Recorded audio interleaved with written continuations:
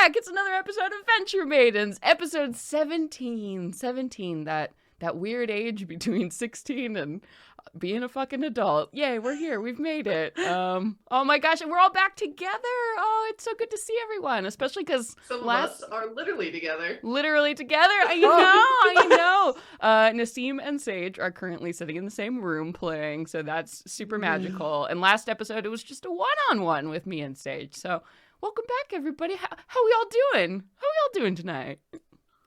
Super swell. Yeah. A little crusty, personally. This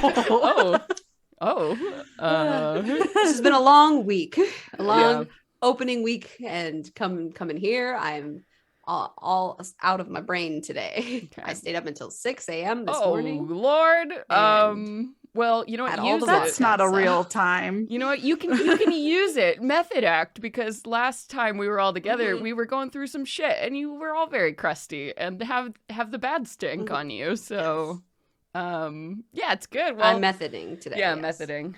Channel it. Yeah. Well, Hey, everybody, with that, welcome. We are the Venture Maidens. We are D&D Actual Play 5th Edition live stream that converts to a podcast episode that you can get anywhere podcast episodes are free. Before we dive in, I do want to say this is a very adult-themed stream, so you can expect, of course, swearing, fantasy violence. We always just keep, like, a body horror content warning just up in general for our stuff, because, you know, it's the nature of fantasy storytelling. There are no other specific content warnings for tonight's episode, but if any of those general triggers are things for you don't feel like you can handle tonight, this may not be the show for you to watch. But with that, let's go ahead and dive in. Hey, everybody, my name is Celeste Konowich, and tonight I will be your Dungeon Master. Hello, I'm Katie, and I'm going to be playing Laveri South, your Drow Rogue. I'm Nassim, and I am playing your... Oh my god. Your half-orc fighter, Fitonia Silvertail. It's the doubling of the voice. Yeah. So perplexed by this. All right. I am Sage, and I am your boisterous bard, Aoife Flannery. Yay. Oh, boy. Well, like I mentioned earlier, it was a hell of an episode last time. So before we can dive into any of that, though, we got to do a recap, a sweet, sweet recap of what happened last time, kids, on Venture Maidens. Go all the way back to the slime lord. Are we doing the slime mess, or are we doing Aoife's episode? No, I think let's do the slime mess, because the Aoife's episode, we kind of did a recap of, like, Coven-specific events, and it was a little bit out of time, so let's go ahead and do the episode that fight, that big episode. Well, we started out, I believe the big giant block of blue goo was coming at us in the tunnel. Yeah. So we made the decision to get the fuck out of Dodge, because we were like, hey, we're already hurting and we have a lot more to do still. So we got out of there. Aoife almost got eaten by the sludge, but we got her out just in time. And then at that point, did we get to the big bad, or was there another room? No, you made it. Climbed up this wall, this well shaft. Yeah. And then we were pretty much there right outside of the set of doors. Yeah. Nice. So we were like, all right, we're ready to go. So we went in there, and we see the scene that's like this big giant black pudding with a crown just hanging out in this old crusty bathtub that used to be beautiful. And we see, like, in a cage there's a living spell book that is very damsel in distress. That's clearly who Bartleby came to save. And we were like, okay, let's try to talk for a second. And it became very clear that wasn't going to work. So Bartleby was like, I'll handle literally everything else. You handle that guy. So we went in for the Duke of Pudding. And it was a very disgusting fight between him multiplying and sludging. And yeah, just so ineffectual. I just felt like I couldn't do anything in that fight. It's like, I just keep making heads and bodies for you. I mean, you it's did okay. damage. You were damage. doing it. Yeah. There was just more of them. Yeah. It's just that super cool divide feature that some oozes have where, yeah. That is really fun to DM, as long as your people don't get too carried away. Then you have like 18. You're like, God damn it! Well, at a certain point, when they reach a certain level of hit points, they have to stop replicating. So luckily, you hammered them down. So, yeah. Eventually, we got out of there. We did the final killing blow, and he just kind of spooged out dead. And Bartleby was like, "Come with me if you want to live," and basically doing fire. fireballed like every fucking thing, and we were able to escape from the sewers, and that's where we left off. Hell yeah! So cool, great. We are coming off, starting here for this episode. It's the moment after, the high intensity action movie moment where you were down below in this chamber far below the sewers, and you had just defeated the Duke of Pudding, who apparently is a courtier for the Slytherin court, you had heard, and that whole thing passed you by, and there was fire, and there was this screaming living spellbook who just named Index, who just has been panicking the whole time, and a lot of action moments as you got the hell out of there, ran back through the sewers, and finally now, as we were picking up, you had just basically popped open this grate, and the night air of Chasiana floods over you, over the sweat and the grime and everything else you have accumulated crawling around through the sewers, and you finally have a moment to breathe. So you are popping back up in the city, not, of course, anywhere near that original grate you were from. It seemed like Bartleby was just trying to lead you up, out anywhere, out of the sewers, just to get away from what's going on. So, Lou, as you're looking around, I mean, you're very familiar with Chasiana. You think you probably know the district that you're in. It's vaguely familiar, but, none of the names or anything are popping up to you, so you think you probably have a bit of a walk before you're going to be able to make it back to Bucatini, where you should be. And probably around now, it's about 1 a.m., because the deal was supposed to be at midnight, so you'd made it there basically in time. You'd had the fight, the big confrontation, then winding your way out of the sewers and everything, and so it is early, so there are not a lot of people around you as you emerge. I know that it should probably smell better now, but we stink so badly that I can't even tell. Yeah, and all right, Lou, lead the way home, please. Yeah, please. Wait, Bartleby, how are we getting our stuff before we part ways? Because we fucking earned it. Oh yes. Didn't he already hand you the bag of reagents? Or no, he didn't before. Okay, then I can't remember.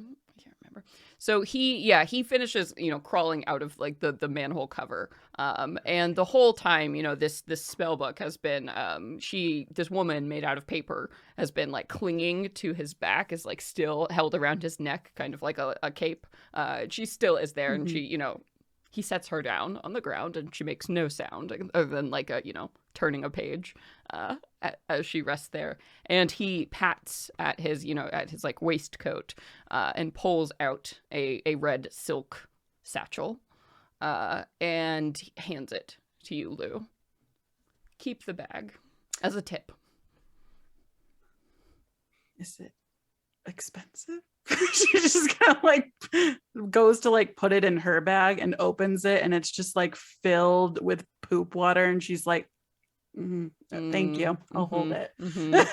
So the red bag, immediately as you touch it, you can feel, so apparently I was doing some research in D&D, whenever you hold an item, a magic item, you can tell it's magic. So you instantly get the feeling, the tingly feeling that, this bag is magical. And it's very small. It's the size of a coin purse, right? So you have no idea, is this supposed to be what it is? Is it what? Are you being a kind and benevolent? I am, and giving you a bag of holding because Yeah. You're level 4 now, everybody. Oh shit, we forgot to cover our level stuff. Well, we'll cover it. We'll cover it in a bit. But yeah, so you're level 4 now. I figured it's time to give you all a bag of holding. So Bertleby hands that over. We're big kids now. Yeah, you're big kids now. Thank you, and I hope you and your lady friends have a fine evening. Oh yes, I'm Index. It's a pleasure to meet all of you. Thank you for saving me. Wow, that was intense. She says and kind of flicks like a page. How did you wind up kidnapped in the first place? Oh, well, I actually don't sort of know. And she's looking at Bartleby, who's looking at her and kind of makes like a no head shake gesture. And he says, as I mentioned previously, there's been a bit of a turf war happening between my people and the sovereign courts. So they took her as an act of retribution. But they will pay for it. With tonight, of course. But in other ways as well. And his eyes just seem to get really red all of a sudden as he says this. Tonight? Oh, yes. Well, you did kill one of the courtiers. It's certainly a big deal. It's not something that people do lightly. I'm sure the sovereign will take note. Perhaps think again about sending his courtiers to my city.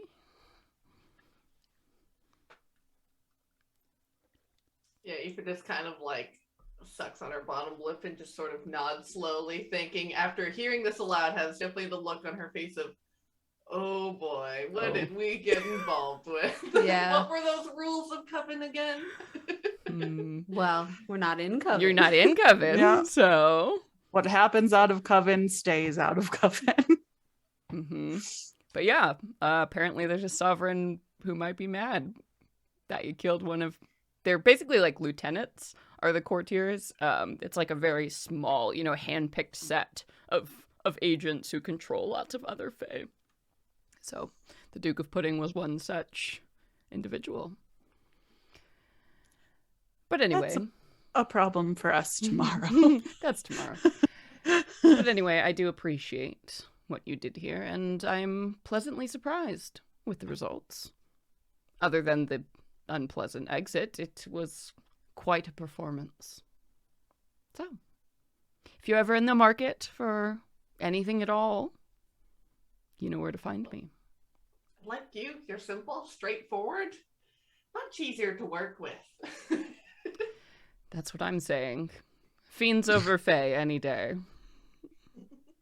Personal motto of mine.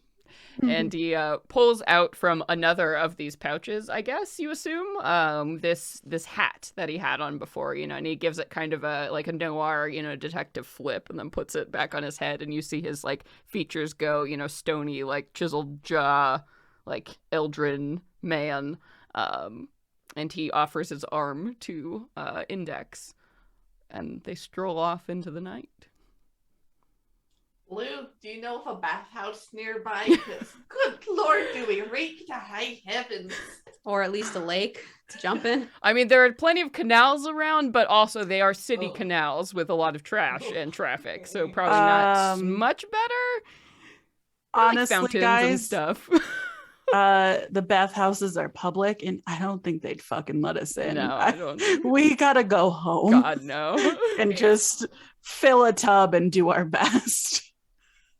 Fill a tub and pray. Pray for death.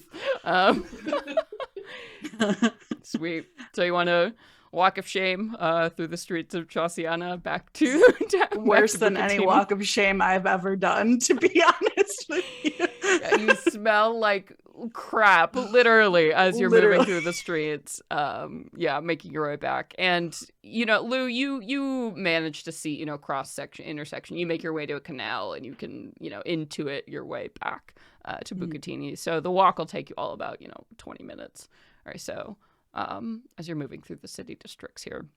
Luckily, you don't have to like hail any, cabs or any of the water taxis that move through the city. So you can just keep sort of your shame to yourself. And people do give you a wide berth. The few people who are out walking around at 1 a.m., unconscious, tend to ignore you as you make your way by. So we're going to arrive there, but I did totally forget at the beginning of this episode to talk about level 4 stuff. So before we dive into the rest of the action, we need to do that real quick. We heard about Aoife's in our 1-on-1 episode, but real quick, you all are feeling so much stronger and more capable as you are on your walk. So Nassim, why don't you tell us what's up with Tony? Level 4 stuff, new stuff. Tony is keeping her friends close and took up the Sentinel feat. Cool. So that I get to hit a creature with an attack of opportunity, or when I hit a creature with an attack of opportunity, their speed is reduced to 0 for the rest of their turn. I get attack of opportunity when they disengage. And if y'all are within 5 feet of me, I can react once you are hit. If you are hit with a melee attack, I get to hit them with a melee attack. That's great. No, stay right here. That's great for you with all your other features. That super scales totally well. Yeah, rad. Bring forth my burly protector and save me. Any other cool fighter things or subclasses for you at level 4? No, that's it. That's it. Solid though. That's it. What's your new HP total? 48, which is great because my AC is now 12. Ooh, I gotta get me a new shield. yeah. Get you some magic junk. And Katie, what about Lou? What do we get level 4? I did something far less exciting and gave myself 2 points in dexterity, giving me, what can you do? So now I'm at a 19, so I got to start looking at feats that give you +1 to dexterity for level 8. But it is nice because now my armor class is 15 and my to hit is +6. Yeah. So. I mean, Dex is so good for rogues. It's it's hard not to. Why would I do anything else? Yeah. The choice is clear. Sick. All right. So you're reflecting on these choices and, what you have learned in your journeys as you walk home the 20 minutes and you make it back to Bucatini. And you can see that obviously the door is closed. The closed sign is out. The curtains have been drawn, but there are still some of the lights inside because, you probably closed only about an hour ago or so. So that, wait staff is still in there breaking things down, cleaning and setting up for opening tomorrow. But you have a key, obviously. Yeah. When we get in there, we just need to go straight upstairs because we are absolutely a health hazard. Completely, we're disgusting. So just don't make eye contact and go. Just look down, look at your feet, look at your boots. So you open up the door and, the bell, the happy little bell goes off. And people just give you kind of a cursory glance and they see it's you, obviously, Lou. And they go back to, rolling napkins, silverware for tomorrow, wiping down, mopping. All the chairs are flipped up and everybody's just moving about. So you are not impeded at all as you make your way up the stairs and open up the door to the main apartment. And as you step inside, you move into your family living room that's full of overstuffed furniture and, a million things on the walls. You see that there are 2 people up. Frida is sitting on the couch with kind of a quilted blanket over her lap. And next to her is a very uncomfortable looking Rook who looks way better. Way better than she did before. She looks she looks tired for sure. She's been through something harrowing, but all, the black eye and bruises and cuts and everything on her body seems to be gone. And she also does look a little bit older. It was hard to tell because last time you saw her, she was 16-ish, you could guess, but her face was so damaged. It was hard to really pick everything out. But now yeah, definitely. She's older. And yeah, just holding a ball of yarn for Frida right now. And as you step in the door, she goes, "Oh, you're back. Great. Frida, this has been just wonderful, but I have to go. I really have to, and she's trying to like shove the yarn back into Frida's hands, who's like keeping it in her lap, and they're kind of squabbling over. And Frida's like, yes, how did it go? How is everything? You look like hell. You smell like hell, actually. Whoa.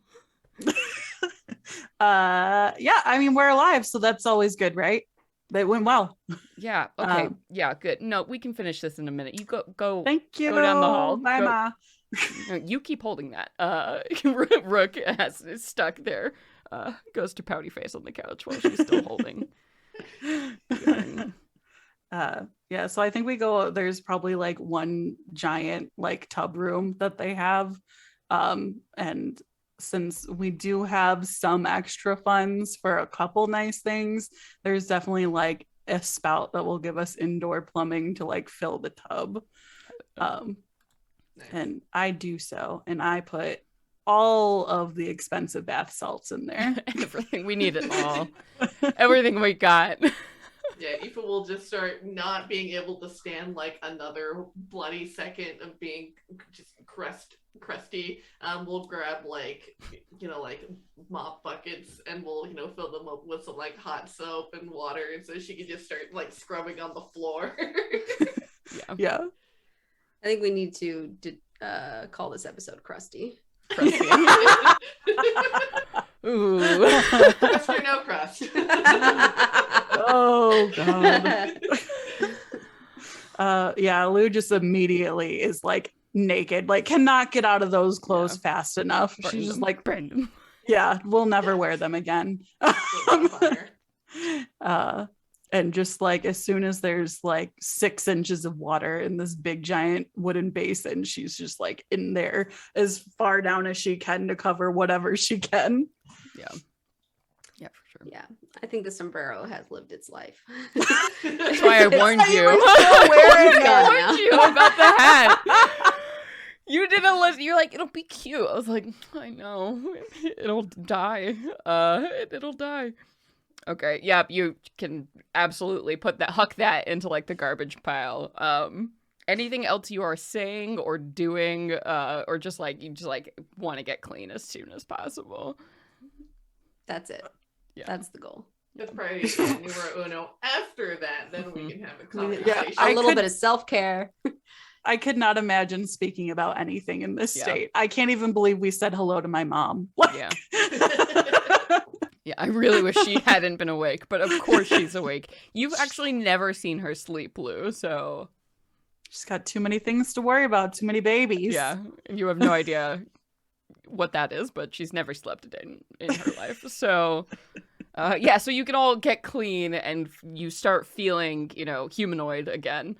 Once everything is nice. And I don't know, do you have jammies or like did you bring like robes or anything with you, or you just like got out of the house? Frida has stuff for us. Yeah, Frida will. If you don't have anything, she'll she's got so many kids and people who come in and out, and she's always helping other people, and so there's a whole wardrobe of strange bits and bobs laid out for you.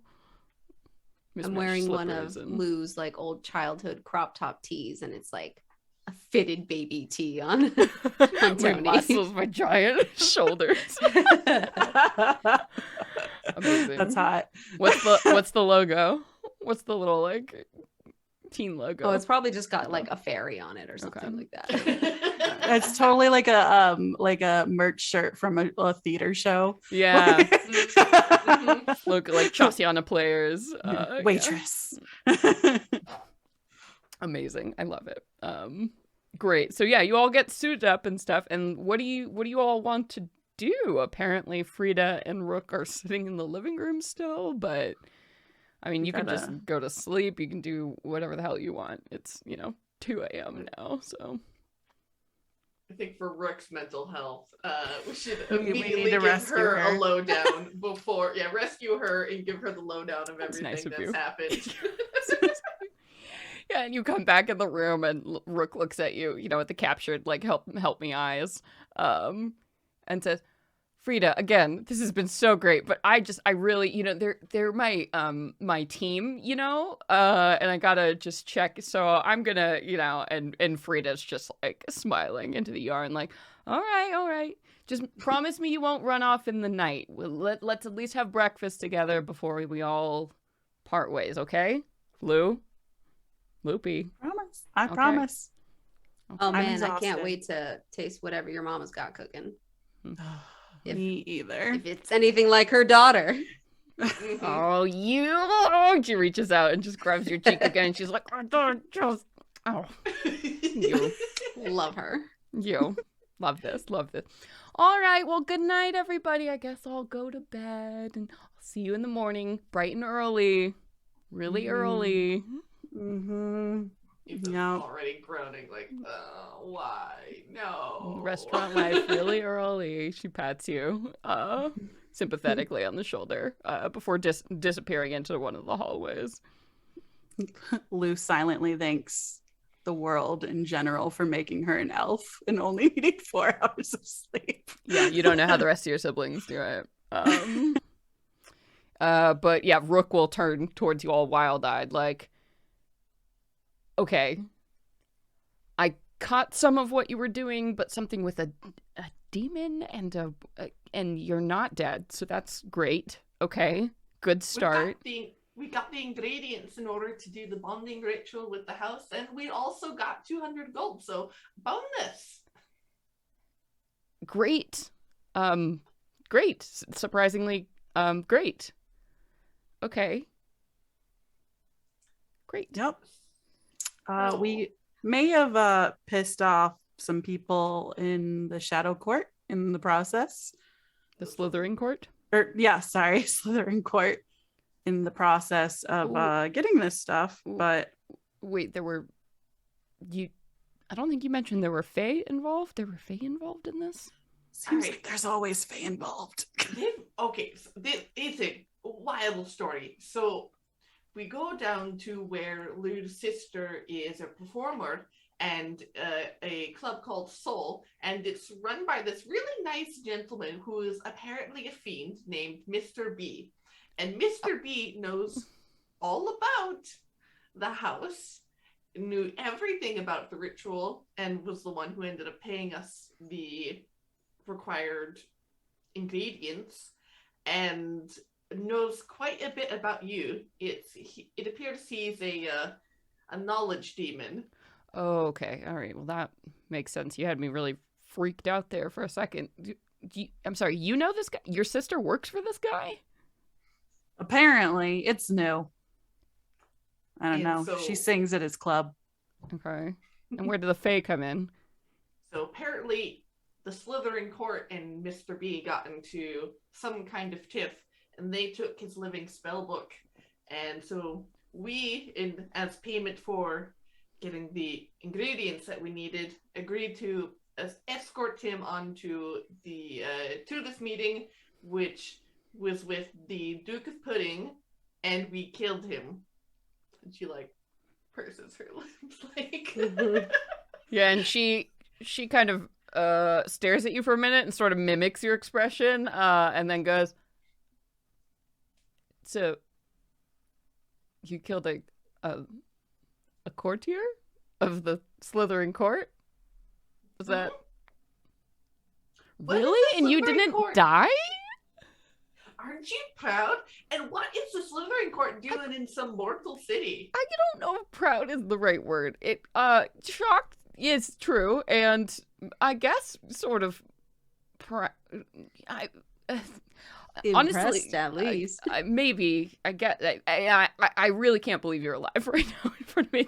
That is absolutely true. But I'm not surprised about the Slithering Court. I mean, they're basically the only sovereign court that has. I mean, they have agents everywhere. Basically, they're like the only ones who aren't afraid to, be here in the mortal realm. But anyway, I'm sorry. I'm fucking sorry I wasn't there to help, and I'm glad you're not dead. And you saved our lives. If you did you get the hair? Yourself... You got the hair, right? We have it. Okay. Yeah, from your hand.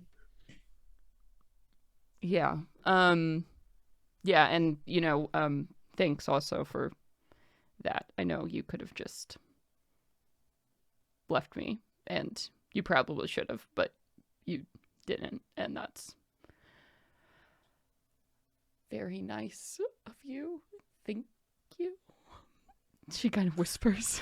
The thank you trails off into quiet babbling, sort of. Hey, don't worry about it. You've been taking care of us since we met you. We're happy to help you.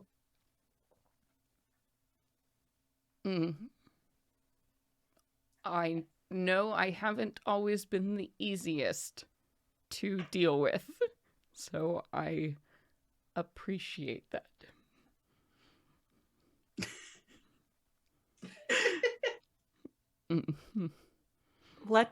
This is clearly making you terribly uncomfortable, so let's just say, friends, you're welcome, thank you, and move on.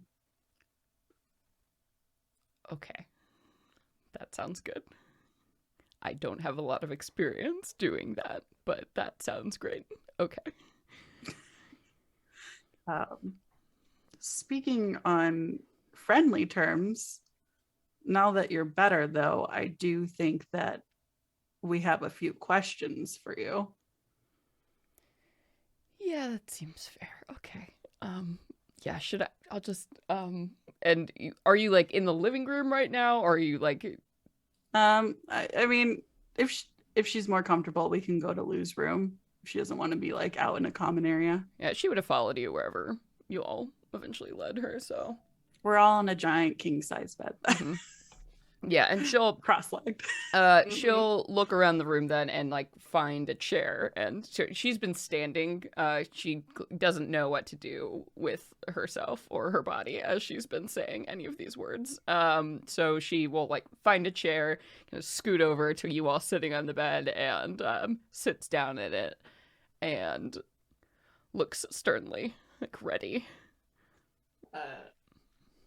Aoife, like, sitting, like, towards the back of Lou's bed, is, like, sort of hunched over a pillow that she's holding in her lap, with her head propped up on top, and she says, well, I guess to start with, your sister Tandy says hi, and she says that she misses you.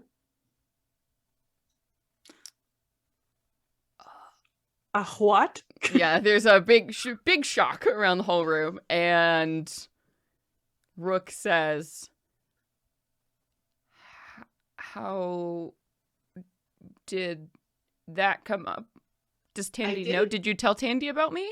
You said you wouldn't. Tell her. I didn't tell her that we knew you. But when I was headed into the back of the house, I saw a portrait of you and her together hanging up on the walls, and I asked her about who she was to you, and I said, "Oh, that's nice. Should I ever run into your sister, I'll be sure to pass on your love." And Rook, she has her hands, like, on her face. She's kind of rubbing her face, trying to process this. And there's a lot of different emotions moving over her face. But she sort of lands on a steeled, almost like she's trying not to be emotional about it when she says, I'm glad she's doing well,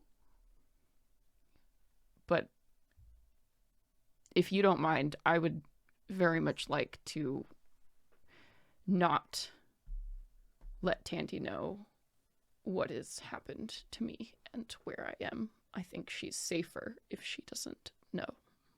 Oh, sure. I mean, she was definitely very sympathetic, and she had said that, she always knew that you were a different one and just wanted the best for you. But of course, since things have changed, it's just easier not to. It's just easier not to But you look like a dryad, but you're mortal, as she like motions up and down Rook's body, like, this is not tree bark. Yeah. I was a fae once, and I am not anymore. So Lou reaches under her pillow and grabs a flask that she knows is there. And she passes it over to Rook. Oh, thank God. She's like swigs it back. Yeah, thank you. Are you cursed? No. I wish it was a curse, because then I could do something about it, right? Or anything, but nope. This was just all my fault. So. Oh, girl, you got to start from page 1. I just thought there was one thing going on, but you were a dryad and now you're a human, but also you're aging for some reason. And also you're not talking to your sister, which is just sad. I mean, she's not really my kind of person, but that's your sister. Yeah, that's a good summary of everything. Yeah, Look, you don't have to tell us the whole story now. We'll save you that. But I mean, is it something that we should be worried about? Like, are you going to grow to be 100 in 10 days and then turn into a baby and like be a phoenix? Like, what? Aoife, your imagination knows no bounds. My God. I wish I could say that's not exactly what happens, but that's very similar to exactly what happens. Let's just say I age a year every single day, and I'm new to all of this, so there have only been a couple of times where that transition happens, but it's not something I care to involve other people in because it's painful and disgusting. So that's that. And one of the reasons you should never go in my room. So, and also one of the reasons why I needed you all, because I can't do this. I can't do this by myself, obviously, because there are times when I will be useless, and in those times I have made a lot of enemies and I'm vulnerable. That's one of the reasons it's just safer for me not to ever see Tandy again. If people know what happened and they know I get into these moments, there's nothing I can do. I can't protect.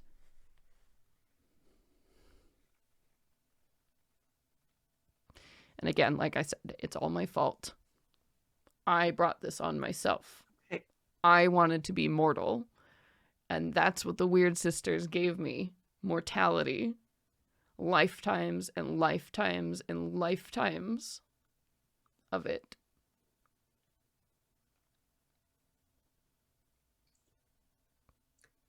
What did you give them? Is that just what they got? A big joke?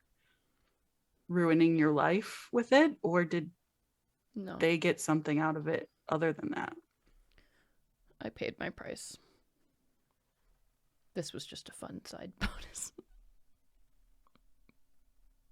But that's why you have to really, really be careful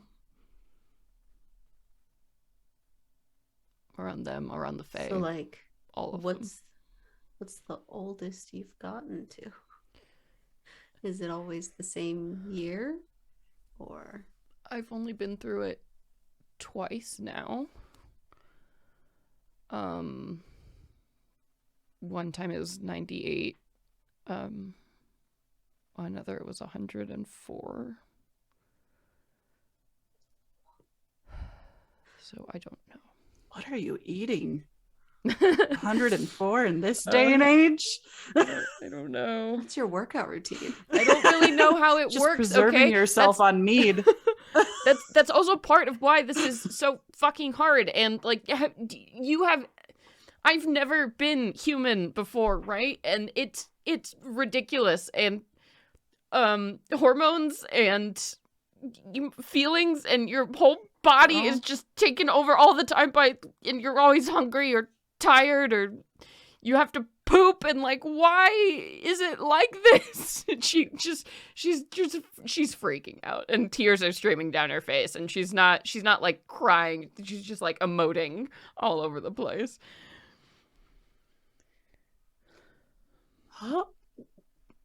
Well, for us it's all exciting because it only happens once, but if it keeps happening and you're not really working up to something, I could see how it's less exciting. Yeah, no shit.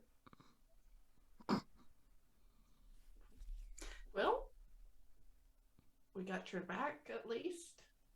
Yeah, thank you for sharing that. Yeah, well, I do still really want to see your room, though. I'm not gonna lie, but I'll give you your space. Yeah, if this is gonna work, if this is all gonna keep working, there are just gonna have to be times where I'm just not around. That's one of the reasons we have to get you bonded to the house, and we have to give you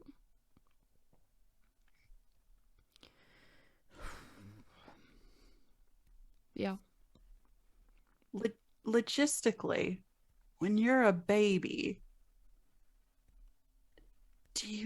should we just take care of you? Like, I've changed a lot of diapers. No, I absolutely do not want you to see me, or I will go away and I will deal with that, because that is not something that I do not want anyone close to me to see. I just want to set the expectations now. I think it's really important. Honestly, if we want to make a list of rules and like hang them up in the kitchen, that would just be great for me. She has the expression of like a teenager who's like about to get the sex talk right now. Like, that is the like level of discomfort she is expressing around this whole situation. I mean, it seems like you have some sort of system worked out for when you're doing that. Yep. So, and I would really care not to have anyone be involved in that. Nope. Do you know how horrific it is from going to be a cool, badass fae that's thousands of years old to being a screaming, shitting little kid, and you remember everything? You fucking remember everything. Well, I don't know. I think that I would want people that I can trust around to help me deal with that. No, I can deal with it myself. That's nothing new. At least that hasn't changed. Well, the offer still stands, but you're free to accept it if you like. But anyway, luckily now I'm kind of back at full capacity, so we've got another 50 good days. Whatever.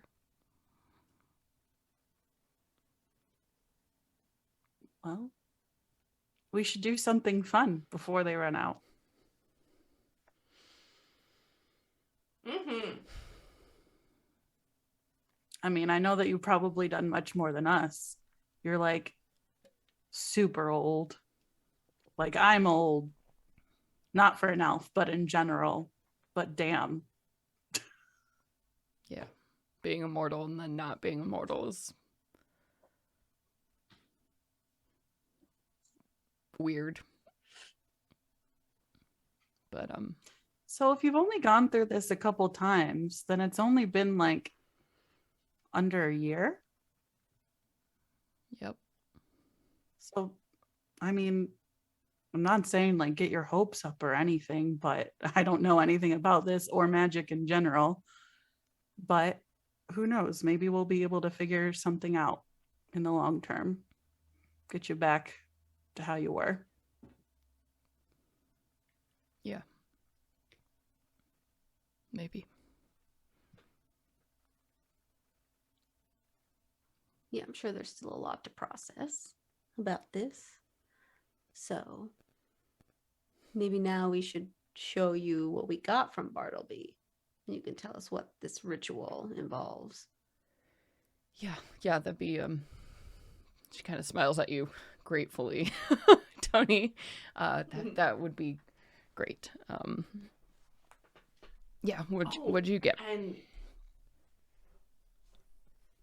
we the bell from the Carillon, we buried that a couple hours outside of Chasiana, because we thought if the Carillon made this and we had it, we could probably use it to track us, and so we wanted to ditch it. It was a good call. I'm sure Whistler already knows where it is. I don't think we should go back for it. Feels good to have you say that, because while we were making that decision, we had no fucking clue what to do for real. And those things are wildly powerful artifacts, handmade for each Carillon. Of course, they have all kinds of magical sensors and scrying, and I'm sure that's exactly why he left it. So, good. You're more sensible than I assumed. That's good. Always with the backhanded compliments. My God. I'm kind of starting to like it. You know what? I kind of lost some ground here tonight, so I feel like I can have one. She says. Sure, you can have a couple. I can have one. Yeah, let me get in there. Just like one. Thanks. Come on, what's in the bag? Okay. And then Lou just like pulls out this little red bag, and she's like, okay, I think I know what this is. They sell these a lot in Chasiana. And she like digs her arm, and she's like, oh, woo-hoo! yeah, totally, Goes all the way in. You're like, bag of holding, extra planar space, fuck yeah. So for those of you listening who don't know, a bag of holding is basically, it's a bag that, it appears like a normal human-sized bag, but it has a huge extra-dimensional amount of space inside it. So bigger on the inside than it is on the outside. Great for storing all your bullshit during adventures. I will pull out all the junk, because I don't actually know what it is. Yeah. It was like a really weird ingredients. Yeah, so as you dig around inside, there's nothing in the pouch except for it's like a wooden crate, maybe the size of a shoebox. So you can pull that out, and all the stuff is apparently inside in the size of the shoebox. And as you slide it open, there seem to be a couple of these like orange, almost rust-colored, like very lumpy candles that have a very weird smell. There are like golden needles inside, and some herbs that have been like put in like little baggies and very neatly labeled. Everything is very neatly labeled with like stickers and Ziploc bag, like fantasy Ziploc bags. So Bartleby has clearly arranged this all very nicely for you. And the only thing inside, they all look pretty mundane, but the weirdest thing in there is like a glass vial with a stopper. And you can see there are very long white silver threads that are very, very fine. They look almost like hair that have been coiled up inside this tube. Not this again. Yeah, sounds like it's the Weird Sisters hair, maybe. It's long, it's silvery, it's white. Maybe it's that granny's hair of the person who owned the chicken hut before. Oh, I was thinking hag hair. Yeah. Hag hair. The new look in Coven. And Rook, Rook looks over everything and, wow, yeah, looks like it's all here. That's great. I mean, you did kill a courtier, so that feels about right. But it's good, having a demon you can trust, I guess. That's useful. I wouldn't say trust. Everyone's nice to you when you have something they want. Yeah, that's at least fair. Makes a fair, straightforward deal. Yeah, that is nice.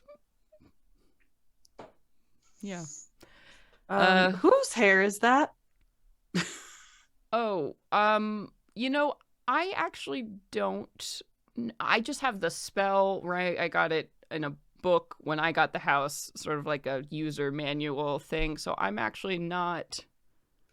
I think it was like some very long name of a mythical creature, and it is definitely the most expensive thing. So that's good.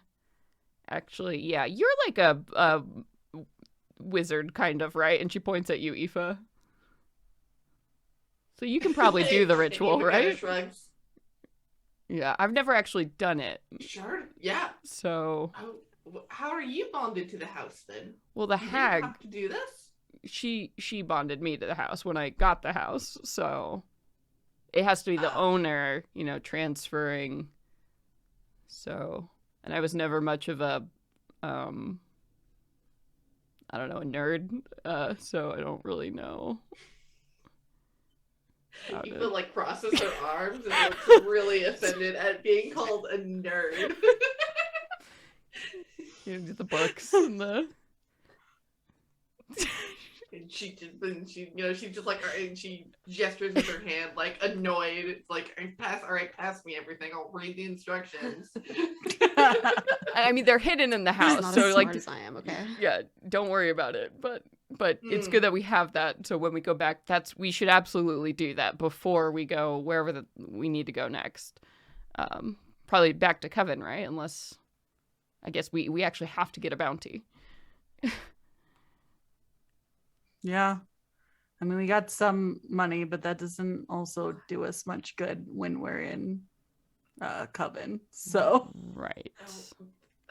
Yeah, is Aoife going, for a reason, because Tony let you all know that Tony had a sweet dream and has, from the Weird Sisters, that Rook has not been informed about. Yeah. Oh. It was like, hey, come pick me up from this party. I don't want to... Weird Sisters are like, hey, whenever you have a minute. I said, we want to call in a favor, so come back here and bring all your little friends, is what they had said in that dream where they made you go smack out KO'd on the floor of Lou's kitchen. Yeah. That's right. Yeah, so Rook is looking at you, Aoife, going, boop, boop, boop, boop, and she's like, what? So...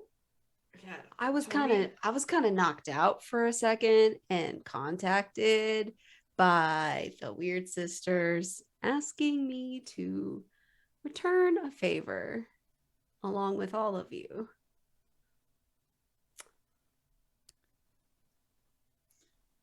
Oof. I forgot about that for a hot second. Well, fun fact, I have a favor from the Mistress of Silks and Coven, so we get some, we pay some back, we clear our debts. That's not good. You should know. Did you not hear what I just told you? No favors ever with them. Don't do that. Just don't do that. It wasn't okay. Listen, I understand this now. But what did you take from them? What did they give you?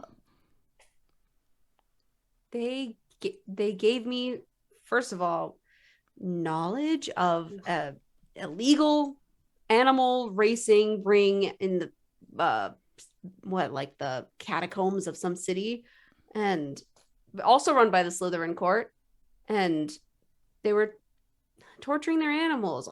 Like, I had to stop that. So they just knew this was something you wanted to do, and when did you talk to them? They came to me. One of them came to me in my sleep. I thought it was a dream. I don't really know what was happening, but that is not good. They showed me this vision of this horse, this They came in a alicorn, dream? and it was beautiful, and it was in pain. And A dream when you were asleep? Yeah. That's not good. Okay. Okay, they're calling in a favor. A favor? Wait, how many favors do you owe them? She's like at you, like at your shoulders, Tony, like looking at you with her very intense eyes. Moment. Well, when I was there to help the creature, give me a number. They also provided me with 2. Fuck. I'm unconscious for one fucking day. All right. Okay. That's okay. So all right. And look how much we managed to do and get into. Yeah, it's amazing. I saved a life. It's amazing. Lives, in fact. Okay, you know what? All right, this is fine. I'm sure it'll be fine, and I'm sure they won't want us to do anything that might lose a life, right? I'm sure it'll all work out in the cosmic balance, because that's what Fae love. Balance. They love when everybody gets a fair deal. That's so true. She slaps her hand like on her knee for emphasis. So Rook, true. Take another gulp of that booze, because at this point we can't do anything other than pay them back. So whatever happens, we just gotta try to minimize damage. Right. Okay. Should we burn the hair that you recovered? We weren't sure what to do with our hair because we were trying to make sure you're still alive. Should we burn it? Do we throw it away? Yeah, I mean, as long as you have it back now, that's the important thing. You can, I mean, certainly don't just throw it out in the world again. Just once you throw it away, right? Once you choose to get rid of it, it's a choice you make. You're not giving it. It loses all its power. So, now you can throw it away. You can burn it. Or do whatever you want. It won't matter. What matters is if it was freely given or taken. It's not the object, it's the way it happens. It's all very complicated, but I guess okay, I'm going to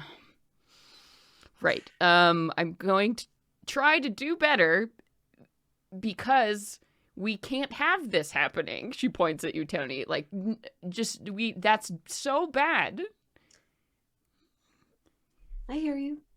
And I'm not okay, and I realize I do realize I'm not the greatest teacher in the world, but I'm a human trying to think the Fae and trying to talk to other humans, which is something I just really don't have a lot of experience with, right? So I'm also learning. But wow. This is high stakes game. Everybody. Okay. All right.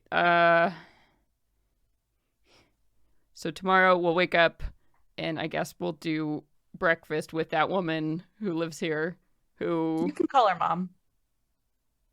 She's your mom? Yeah.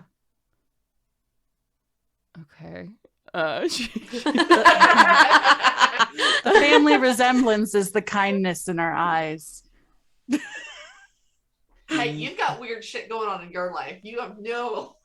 Yeah, I changed creature type, so I get that. I don't understand mortals. Okay, that's a mortal issue, I guess. Okay, so we'll have breakfast with your mom, and then we will go and see what the weird sisters want. But on the way, before that, we're gonna bond you all to the house in case this shit happens again, and then I will do.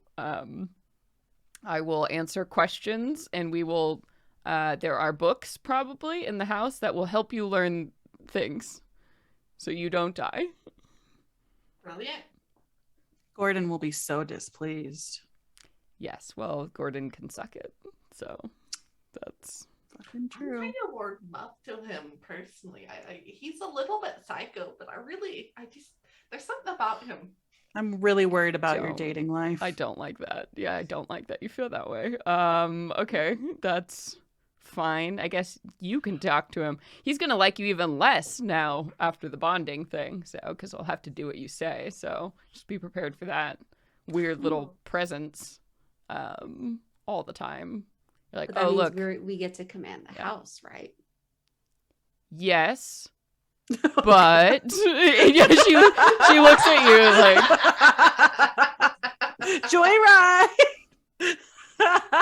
But it is clear that you all still work for me. Yes, like that. I am in charge. Yeah, so but like you said, there's times when you're not going to be around. If I will leave instructions for where. Oh, like when you're bleeding on the couch. Oh, right. Good to know. And she kind of gives her like a playful like slap in the air at her. You know what? I'm gonna go to sleep, and we will talk about this tomorrow. And she gets up and she like takes all the stuff in the bag and is like, I'm gonna hold this. They say laughter is the best medicine. Nope, I'm holding this. Good night. Good night. I'm fine. And you hear like a door open and close down there, and she's like, actually, Lou, where am I staying? I don't actually know. I mean, you guys can all stay in here, and or you could sleep on one of the couches if you want, but people might be coming in and out. I'm gonna go share Lark's room so that you guys have more space. I'll sleep on the couch. Yeah, Aoife's asleep. Nope. She cries. I'll be in the couch. Mom wakes up really early. She will need somebody to help with breakfast, so just prepare yourself. Just like a banshee sound from down the hall, and Rook disappears, leaving you all to yourselves. All right. Well, if you need anything, I'm down the hall, 2 doors to the right. So sleep tight. Yeah, good night, everyone. Let's pass the fuck out now. Yes. Wonderful. Yeah, and as you get into Lark's room too, she probably isn't quite back yet. I mean, she works nightclub shift, so she's probably going to be back in like an hour or so, but you know, it's nothing you haven't done before, Lou. So yeah, and traveling and everything. So I imagine it is not too hard for you all to go to sleep. Lou, as you do, you know, you post up in Lark's room somewhere around 3 a.m., you know, in the middle of your trance, you hear a door opening, and, you know, the clicky-clacky of very tall shoes come in, and, you know, as they get, like, thrown off, and you feel, you know, your sister's arm, like gets thrown around your side, and she, you know, at some point, she's like, good night, Loopy, and kisses your face a whole bunch. You can roughly smell, like, champagne and, you know, cigarette smoke from a club. But that passes through your trance, like. Yeah. She's just like, oh. But cuddles in a little bit too. Yeah. And Lou, what are you meditating on this evening in your trance? Is there anything particular that's happening with you? Yeah, I think your mind. Yeah, she's definitely. Normally she like thinks about all of like her family and friends that like soothe her. I think like being home and like being in her room has kind of like unsettled her after she had like all those strong memories. So she's just trying to clear her brain. Yeah. So you're sort of like fighting, to get that calm, that centering with everything that's been happening and being back. And it's just all so strange. Your life is so different, and it's only been 7 days, but it feels like an eternity at this point. And as you're, you know, drifting through and like, you know, thinking about those quieting exercises, those meditative moments, maybe even those sounds, you know, that you always go to when you go to that meditation place, and you start to hear something. It's very dreamy, it's very musical, and you realize you're kind of processing this sound before you consciously realize it. It's that song that you had heard from that silvery giant thing. It now seems like so long ago, that song of that creature that you saved from that bell. And you realize as you're listening to it and focusing on it, something about your consciousness has shifted again. And you realize, I'm dreaming. It was like that same thing that happened to you. You're falling back into that exact same thing that happened to you back at that camp when you had your first dream ever, as you're listening to this song. And it's lulling you into whatever this confusing state is as an elf. And the sound and everything, the consciousness starts to form images around you. And you find yourself in this place, this unfamiliar place, but something about it is comforting. It's like a greenhouse you're seeing around you. There's lots of sunlight that's coming down and through, but it's nice and diffused through these like kind of smoky panels of glass on the wall, so it's not uncomfortable, to your dark elf eyes. And all around you, you can see that there are tons of plants in this space, and they're all different fruits and like herbs and vegetables and all edible things, ingredients you recognize, and some of them you don't, but they all look very exciting and fresh around you. And as you kind of swing your head around and take in the space, you realize you're not alone. That giant, that impossibly huge giant from before, is standing by you, and they shouldn't fit in the space, but they do as they're looking at you. And again, they don't really have a mouth or anything, but you can tell they're smiling at you in this space. And the giant offers you a hand. Do you take it? I think she like pauses for a second, not trusting the dream. And she like logics with herself. I helped this fake creature, so I can take something from it. And so she'll reach out her hand and meet its. Yeah. And as you do, and again, because the being's body, it was like made of this compacted mist, right? So you're not really expecting to encounter much or solid flesh as you reach out, but you feel the palm land, your tiny palm in its giant one as it takes your hand and begins to lead you, around the paths in this winding greenhouse. And every corner holds just some other, delightful thing or something. You're like, wow, oh, that yellow, that looks so good in a curry. Or like, oh, that smell, like, oh, that could make a million things with that. It's very exciting. And the whole time the giant is speaking to you. It's not words, it's those melodic notes of the song, which you don't understand, but it's okay, in dream logic as you're moving through, and it continues to talk to you.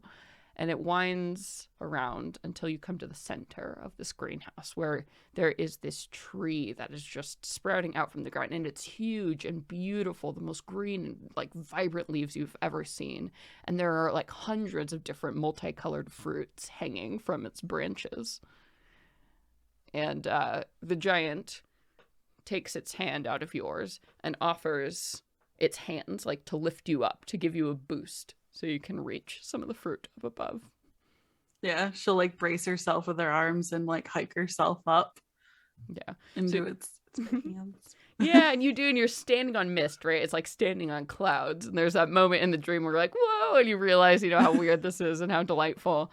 And the giant lifts you slowly up so you can, filter through the branches here. And there are so many different things. What is Dream Lou looking for? I think she's looking for like that one special ingredient that she could use to make her food stand out in 2 realms. In 2 realms, holy shit. Hell yeah, dude. Why, maybe more, I don't know. And so I think that she's like looking through, and as she like goes through the branches, she's keeping an eye out for some kind of fruit, but with like a taste in mind in her head. Mm-hmm, mm-hmm. And as she like passes things, she is like smelling too, like with her whole body, like trying to find that ingredient. Yeah, and you were pushing through, and so many interesting things are passing you by, but you're like, no, that's not quite it. That's not quite it. And you're like, I know if I keep looking, I'm gonna find something that I'm supposed to find. Is the sense I think that is going through. And you push, you know, and impossibly long, you know, you're digging in this tree, though you're just standing in one place. And as you move your hands towards the latest grasp, you feel something odd, something wooden. And it's not a branch, it's almost manufactured, and it's different than anything you've been finding so far. And as you reach, you can kind of get a hold of it. It feels like a canister of some kind. Do you want to pull it towards you? Sure, yeah. Yeah. And as you do, you reach and you pull this thing, and from the branches you see something. It's not a fruit. It's not anything that should be growing on this tree. It looks like a wooden cage, almost like a little bird cage. And inside it, there are two people. You see Tony and you see Rook. Tiny versions of them, like in this cage. And you can see they're like holding at the bars and like yelling, like pounding at it for somebody to let them out. Oh. She kind of like looks backwards towards the thing. She's like, I'm going to let them out. I'm not going to eat them, just so you know. And the giant stops. Yeah, the giant stops singing and nods ahead in agreement, like it understands. This isn't what I asked for, but okay. Dreams are fucking weird. And she just kind of like tries to find like an opening on the cage, and if she can't find one, she'll just start pulling at the top to try to break it. Yeah, and there is like a little, you know, a latch with like a golden decorative lock, you know, on the front, and you're like, oh, it's like those things that could like hold a preteen girl's diary closed. You're like, whatever, like child's play, you know, as you go. And you just like rip this thing off, you know, and so the door flies open and there's this flash of golden light. And both, you know, little Rook and little Tony kind of shoot out of this cage, and they turn into these golden birds that flutter out into the greenhouse. And the vision, everything around you kind of starts to fade into darkness as this is all going away and all kind of melting away. And there's a voice that you hear. And it's not a voice you've ever heard before, but it says, "Do you know what kind of bird this is, Lou? Remember its name. The name is important." And you like wake up with the whoa as you come out of the dream, and you're back. You're awake, and you know it's morning. You can hear people walking around in the kitchen, and there's a sound of a glass marble rolls along the floor at your feet. She's gonna reach down and snatch it up and like peer at it. Fucking identical to that other one you have with nothing in it. You can like hold them side by side, identical, those empty marbles. Son of a bitch. Oh, I hate dreams. Why aren't they literal? That would be so much easier. And she like puts that extra ball in her pocket. And she kind of like looks over to see if Lark is still there. Lark is there in the pillow. Clearly didn't like wash off any makeup or anything, so like has that trail, you know, the mascara on the white pillow cloth, and she's sort of drooling a little bit, and like the too much hairspray has now made her hair like sort of jagged and strange. And as you shift, she's like, no, get off. No, God, slaps at you. Yeah, so Lou just kind of gets out of bed and takes all the blankets and just like shoves it on top of her face. And you hear from underneath at some point, but then quiet. And she's gonna tiptoe out of her room to the common area.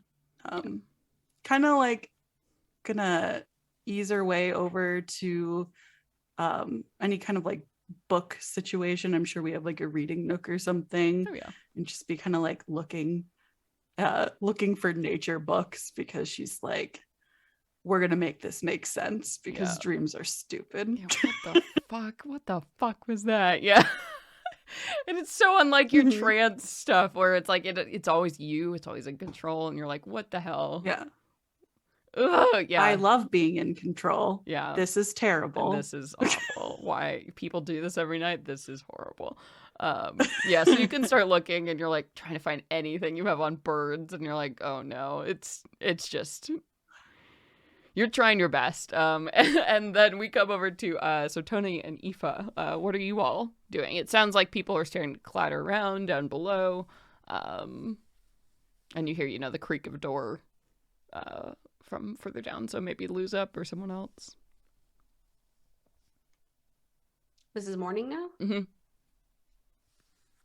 Ooh, I'm ready and well rested. Mm-hmm. She slept hard and is ready for this breakfast.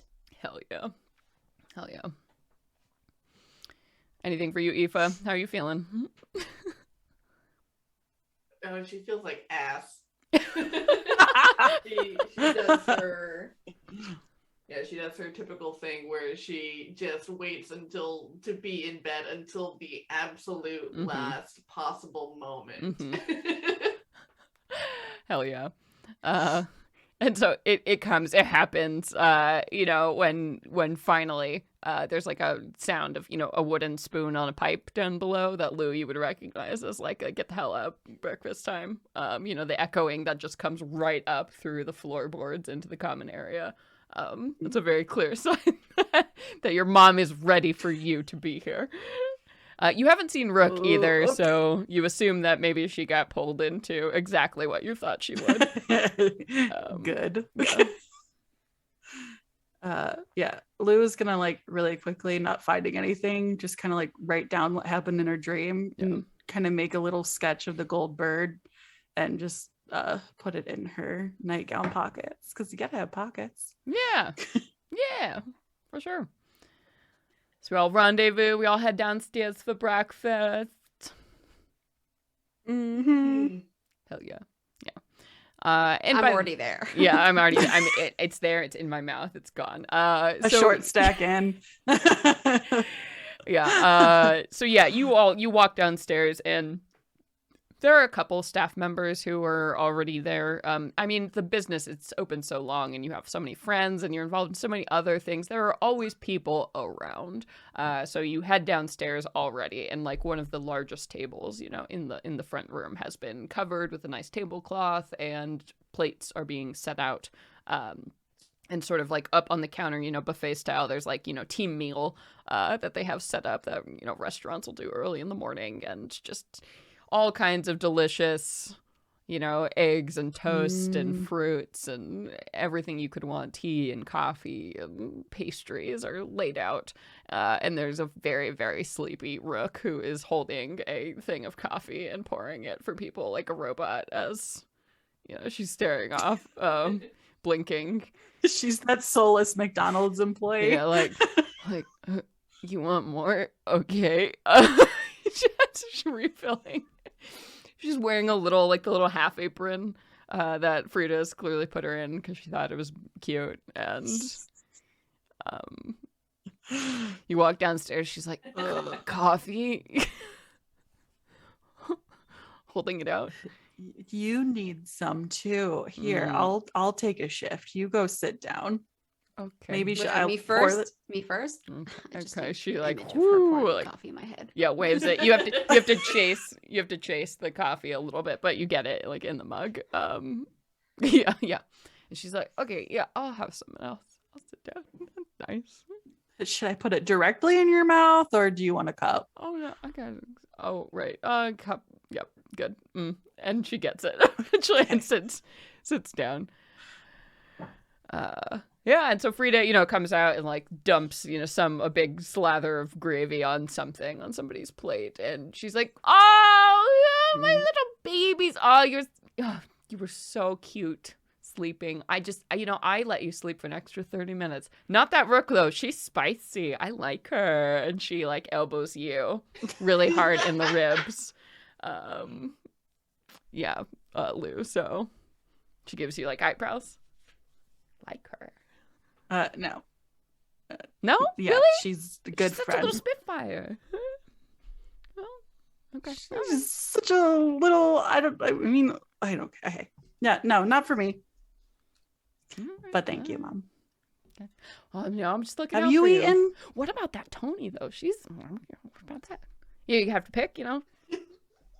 Tony's just like perking up her ears off the side. She hears her name. What's that? Living with these two babes. Oh my God, Mom! Well, I just and then she like lowers her you. voice a little bit. She's like, "She's really good looking, but I don't think that our personalities mesh. So don't talk about it, okay?" All right. Sit down. Let me get you food. Oh, okay. Well, I never sit down, but you can make me a plate. I'll be there. I'll be around. And okay. she, disappears into the back for a bit and is helping with other things. And Lou makes a plate and she's like, she's never going to eat this. She's never going to be back here. You've also never seen her eat. You've never seen her sleep and you've never seen her eat in like all the years you've been together. It's ridiculous. Just no idea. But yeah, you all sit amidst, the restaurant staff and other folks who are gathered here, and you can have a truly fucking excellent breakfast, which is exactly what you needed after a dungeon crawl and all of the rapid traveling and the fear and just everything. It's been so much, and this is just so warming and lovely for you all.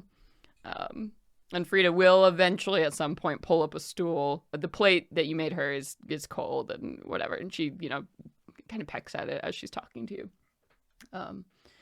So you all just heading right out? I know you were kind of on a crunch. Is everything okay, Loopy? I wasn't able to hear much else other than what I told you yesterday, unfortunately. Yeah, I mean, still keep an ear out for that crazy Corellin. And, let us know if you hear literally anything. Yeah. Who knows if it could be useful. He's a problem, but I think the rest I feel capable in handling. Okay. Hopefully. But I'll find a way to get in touch with you if anything comes up. Well, you all know. You ever need anything, I'm here. So, don't be shy, okay? I'm certainly coming back with or without Lou. Yeah. Anytime. We have beds, we have food, whatever you need. Just you come here. If you're in trouble, you come here. Ma will take care of you.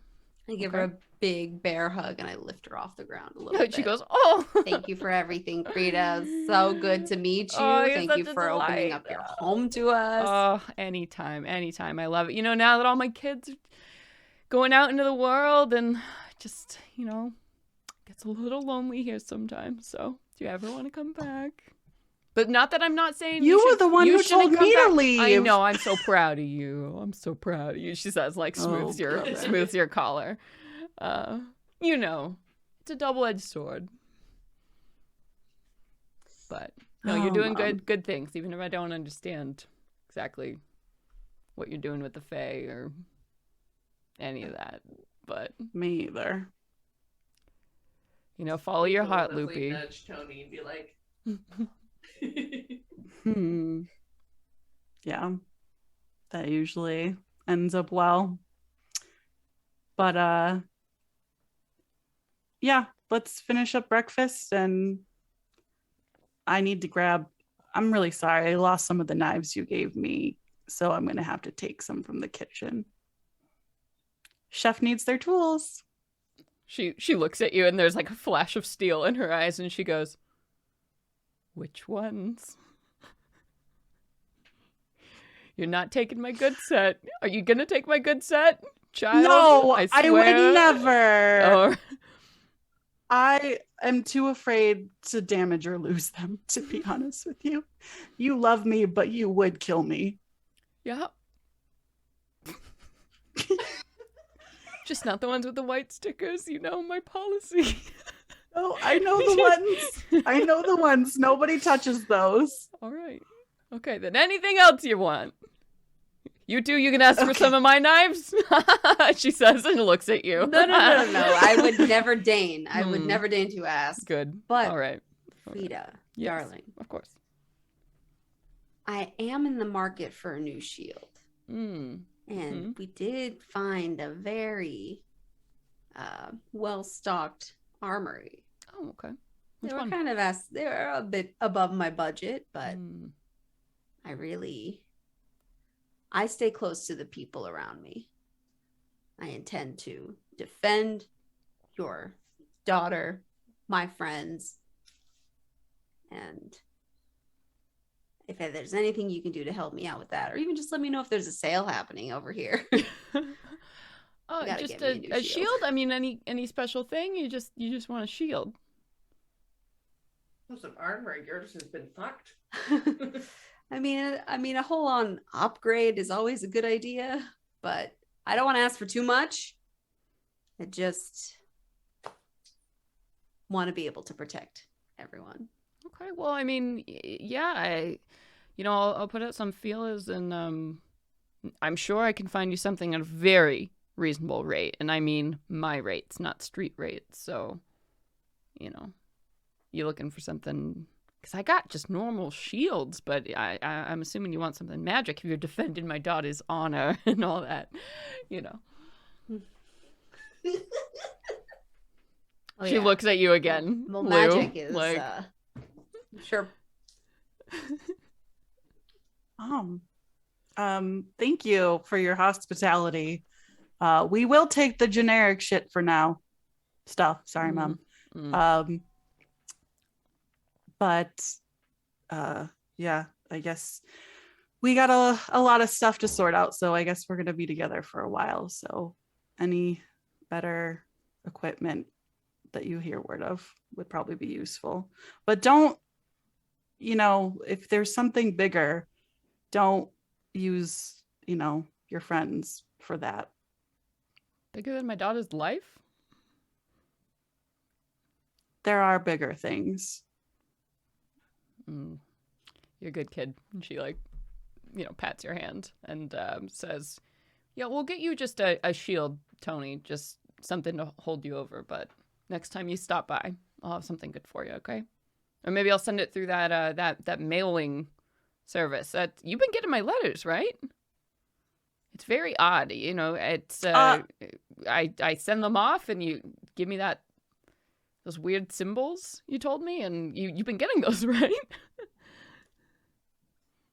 Yeah, I don't know how it works either, but it's working, so I know. I just draw the weird thing and put it in the box, and it's gone. Magic is weird. We'll write back, I'm sure. You better. It's been a really long time since I got a letter, so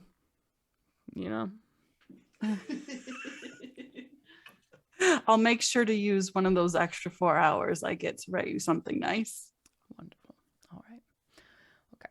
Well, I won't keep you anymore. I know you have big world-saving things to do. So, all right, come on. Help clear the plates. And everybody, starts cleaning up, standing up. And yeah, so Tony, you can have a shield, just like a normal shield for now. They keep, a small armory of like non-magical stuff here. And the offer is definitely open, next time you come back in Chasiana, or maybe she can get something. If you can send her some money, like she can get you maybe something magic from that shop, Reginald's Rarities, that you stopped by before too.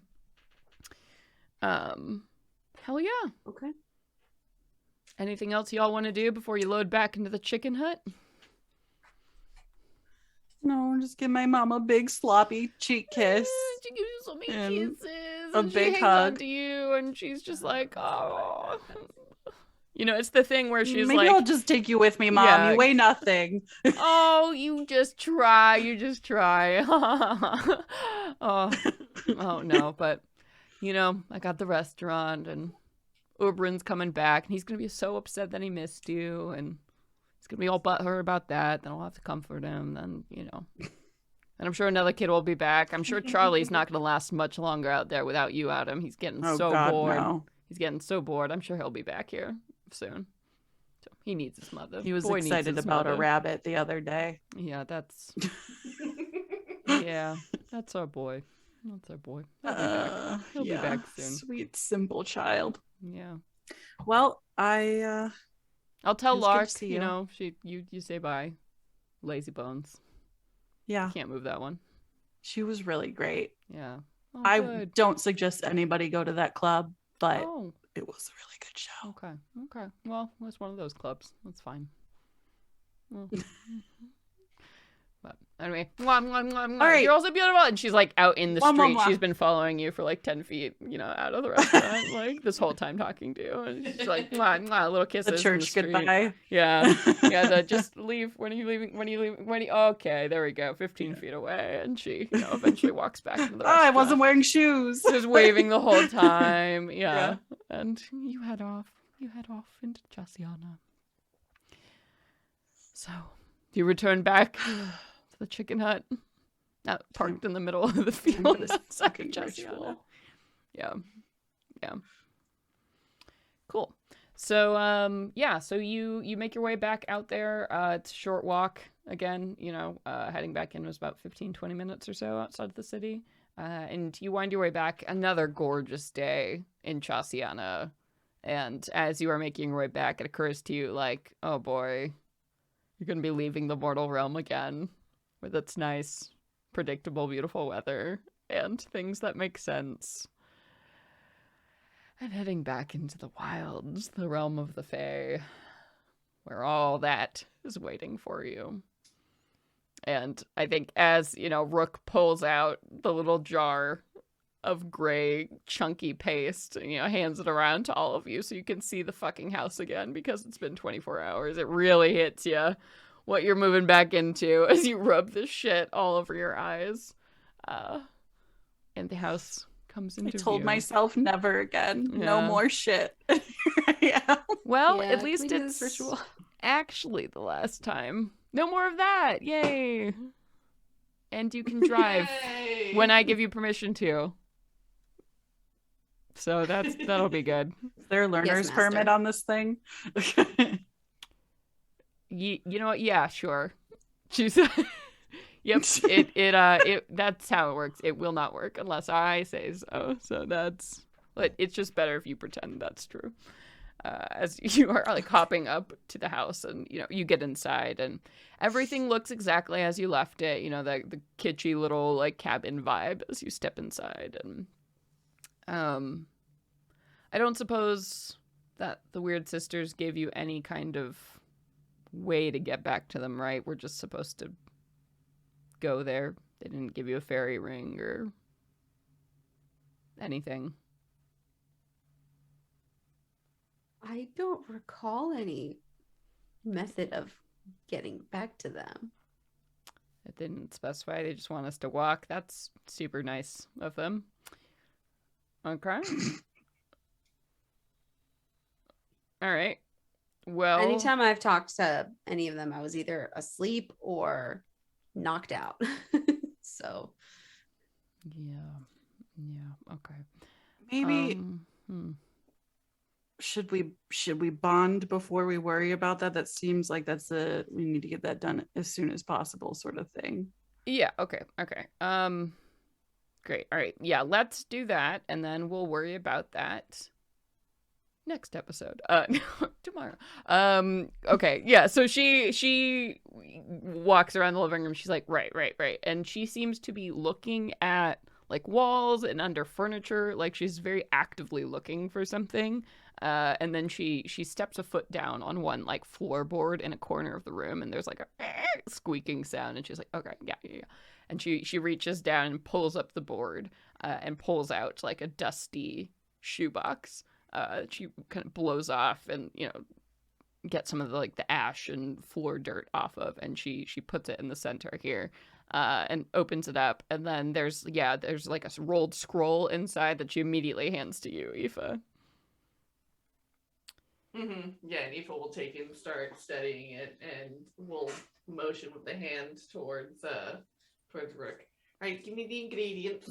Yeah, and she does, and she's doing the really annoying thing where she's, like, looking over your shoulder. It's like assembly instructions, right? And she, like, really wants to be involved, but she doesn't really want to read the instructions, so she's kind of setting things up and like, painting the lines on the floor and, like, putting the candles, and you're like, no, don't do that. Like, wait, no, do it this way. So there's a little bit of that going on.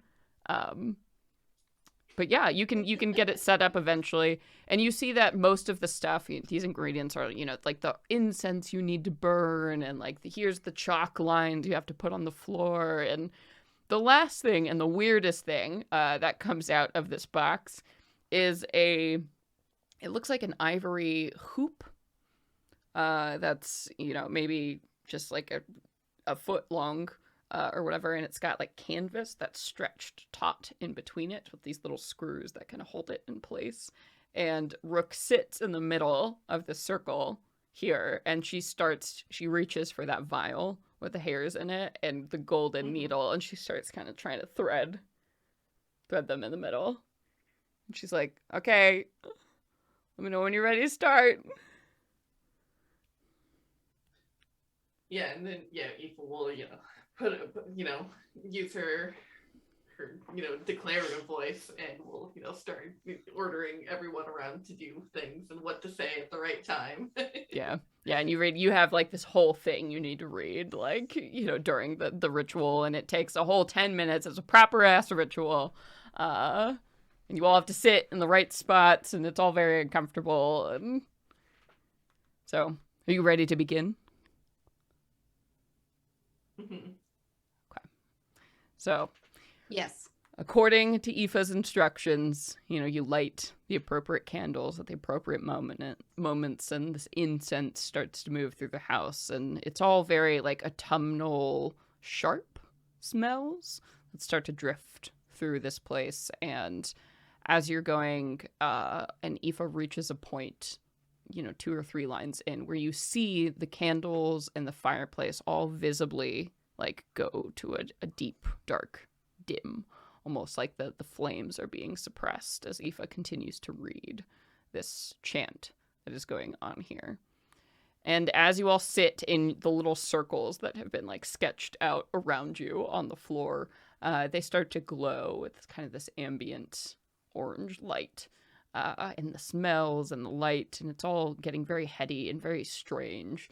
And you see Rook is just like hyper fixated on this cross stitch that she's working on in the very center of this circle that has like, and now you see it and you're like, was it there before? Was it not? As she's like pulling this thread long and through on this little stitched image of a house in the center, as she's like adding a very like shitty little stick figure on one side of this house with, you see little horns coming out of the side and like orange hair.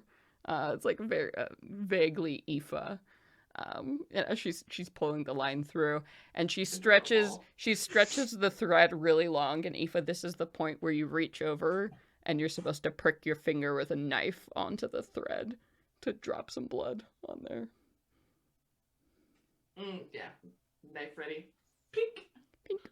As you do, yeah, the white thread of this like silvery whatever this was like stains crimson as Rook continues to like complete this little person of you standing beside this house. And she goes again, she like ties off the thread, and you hear her going like, shit, fuck, this is really hard. She like threads another one. She's trying to do this cross stitch, and like Aoife's, doing this big ritual chant. Rook's just fucking trying her best. And she reaches, out to you, Tony, for you to repeat what Aoife just did. That was my best attempt. Yeah, no, so you drop your blood onto the thread. Yes. Yeah. So you do so. And then, Rook continues to make like a green person that's very large with some like gold. Maybe those are pauldrons, as she's like trying to hand stitch whatever the fuck this is into like the cross stitch pattern. And she completes and ties this one off. And with the third and final thread, she like strings that and reaches out to you, Lou, so you can drop the blood onto it. Do you do so? Yeah, Lou just cuts her finger over one of her many scars. Yeah. And as you pops it on there. Yeah, the last, thread turns red. And Rook continues to stitch this little person, this little purple person with this like big white shock of hair around the top here. And you can see, as Rook like pulls this through, sweating and like cursing the entire time, and like, cuts off that final thread with her teeth. You see now the picture of the house that she was cross-stitching it was absolutely the chicken hut, like done by somebody who clearly knew what they were doing, like very beautiful in the center. And there's like the banner that says like home sweet home, over the top of it. And there are these 4 figures now on either side of it, all lined up. And clearly what Rook was doing, they looked fucking terrible. But now that you look at them, and as the magic of the ritual is like taking place here, it looks like little cross-stitch versions of each of you around the house here. And Aoife, as you like, the thread is pulled taut, and you say those final words, there's like the final flickering, and all of the fires, in this house go out. And there's like a moment of quiet. And you all feel at home in this place. And it's not a very intense feeling. It's very subtle, but it's like that feeling you get when you walk into, your house versus like a friend's apartment or like somewhere you've been before. It's just that feeling of peace as you sit in this place and you know that this is now your home. And that's where we're going to end the episode for tonight. Yay! Bye. We're home. We're home. We were on a weird cross stitch made by a hag. She said it was so.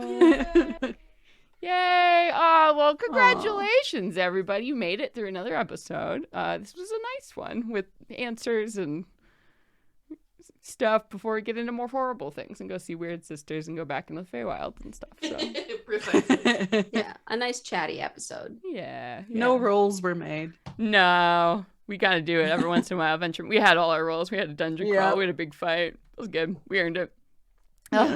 Yes. Well, thank you everybody so much for joining us for episode 17 of Venture Maidens. You all rock our socks. Oh, Katie, do you have those Patreon names ready to go? No, okay. But I will. All right, yeah. Yeah, like we said, this is the Venture Maidens. If you like what we do, please do consider subscribing, liking, following. All those things really do help us out to grow the show. If you follow us on social media, which is at everywhere on Venture Maidens, or at Venture Maidens on everything, everywhere. Just do it. Type Venture Maidens in. You'll find so many things. That's the best way to keep up with all the awesome stuff we're doing, getting book updates and just all the cool new shows we have coming up and really, really good stuff. So make sure to do that. And we'll be back with Venture Maidens on the this is the 20th today. So on the 4th, we will be back with Venture Maidens episode 18. It'll be super fun, super great, and we'll get into all kinds of trouble. Were there any other announcements for this episode today on the 20th? No? I think... Did we cover them all? Announcements? Yeah, no, I think... Other than outside of Venture Maiden stuff. Hell yeah, no, do it. Still doing my play, Hell Hotter yeah. Than Egypt. Anyone in the Bay Area wants to come see this show, it's really wonderful. Been doing it for a few months now, and it's playing at Marin Theater Company right now until the 24th of April, and will likely be streamed after that for a couple of weeks. But yeah. Yeah, go see it. It's very good. So anyone in San Francisco, anybody in Marin, Oakland, all around the area, go, get your tickets. And we will include, there are links in the chat right here if you're watching this on Twitch. And then, of course, you can always just look at our social media. We've posted a bunch on Instagram and Twitter. So go, do it. Do the thing. Please support art. And speaking of supporting art, if you really love the show, you can always head on over to our Patreon account. Patreon is an awesome website where folks can donate monthly or annually to the creators they love. And all that money you donate goes right to us. And that's our only source of income. So everybody who donates to Patreon, you literally keep the lights on here. You make everything possible. You make dreams come true. It's amazing. And for as little as $1 a month, you get a ton of awesome rewards, hundreds of hours of bonus content and coloring book pages and all kinds of cool shit. Magic items. It's good. It's really good and really fun. So we always like to take a moment to thank our patrons at the highest donor tier levels. So let's go around and say a big thank you to Arnie's cohorts, starting off with thank you, Cody Becker at Cody Rolls 4 on Twitter. Oh, you muted? I'm muted. Thank you, Debbie. Thank you, Curry. Thank you, Muffin at the one of Drury Lane. Thank you so much, Nissa McKinnon. Thank you, Richie113 from our Discord. And in Farrah's drinking mate tier, thank you, Chris. Thank you, Markolai. Thank you, Kevin. Thank you, Fable. I wasn't sure if it was my turn or not. Thanks, Tony. Oh, Tony. Thank you, Tony. Oh, man. Y'all rock our socks. You're the bee's knees. We love you. So thank you so much, everybody. I have been your dungeon master, Celeste Konowich. I am Katie playing Luveri Sath, your drow rogue. I'm Nassim. I was your half-orc fighter, the very tired Fitonia Silvertail. And I am Sage, and I have been your baby bard, Eva. Baby bard, yes. Well, thank you so much, everybody, for joining us. Until next time, everybody. Venture away! We're doing that rounds. I love it. Okay, bye-bye, everybody.